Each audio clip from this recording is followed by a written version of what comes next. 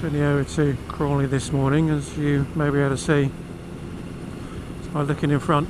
I was trying out a pair of bar end mirrors instead of the standard ones, which you could never see a great deal of, or behind I should say. So I have had a quick ride on the machine with these little bar end mirrors, and they are an improvement. You don't see, although they're quite small, you don't see loads of elbow and arm, so an improvement.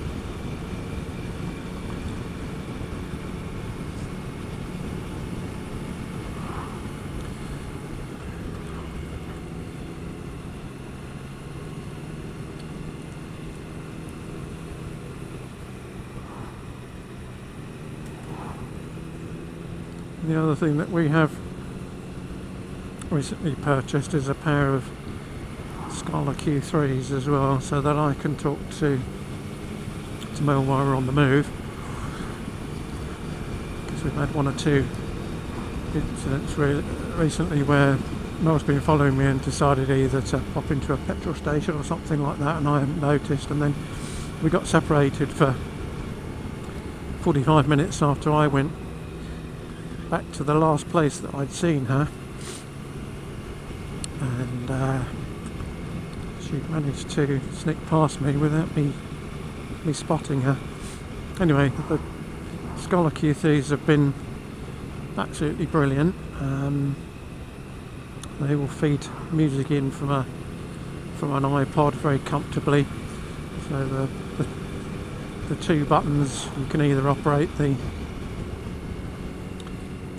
intercom between machines or between you and your passenger, and also the rear button will allow you to flick through tracks on your iPod as well, which is rather handy. So big thumbs up from that. The only thing and also for me, it's successfully integrated with my intercom system on the bike. So I have a choice as to whether I use the intercom system or whether I just filter everything through the Scala, and so far the Scala's done everything that I'd want it to. I suppose for me is the only question mark remains will be the battery life on the Scala, given that if you're on a long day's riding on tour or something of that nature, it claims a talk time of about 8 hours, but what I don't know is whether that includes, for example, Bluetoothing a music feed to your crash helmet for that complete duration. So it doesn't really say exactly what you can expect, given that you might have music on and might only occasionally use the intercom part of the system. But for me at least, I have the backup that if the Scala battery runs out of puff during a day's riding, then I can plug my intercom lead back in and still get sat nav and music, albeit from an SD card, not on iPod. Well, no, that's not strictly true. I can plug my iPod into the intercom system and have it have the iPod instead of in my pocket, have it in my tank bag. So strictly speaking, it's not totally the end of the world if the Scala battery does go flat.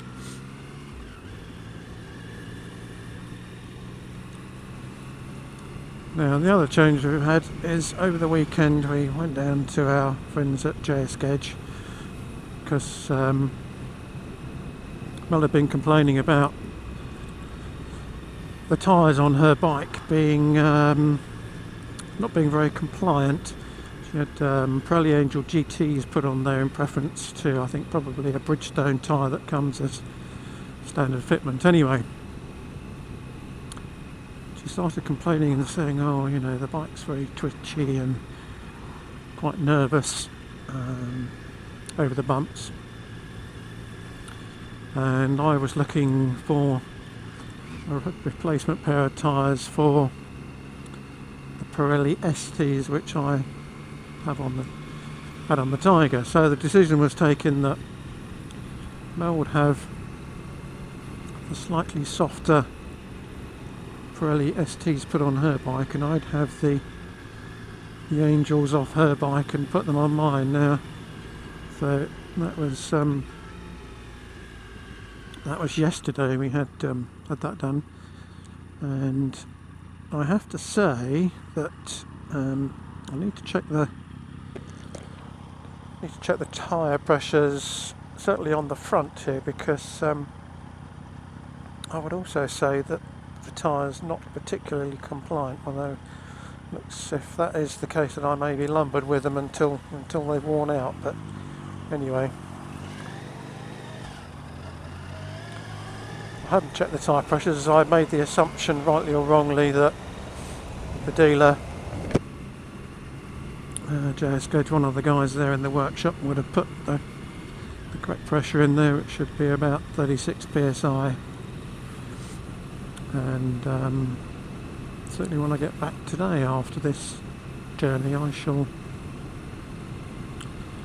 just double check the pressure.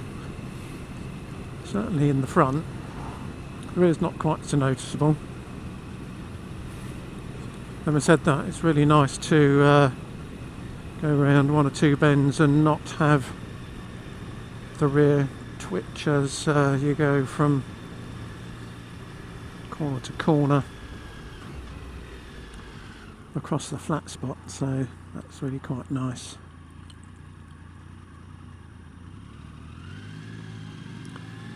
The other option could be, I think, if it's 36 psi, maybe to run the front maybe a pound or two lower than that, if it proves that it is already up at that kind of pressure.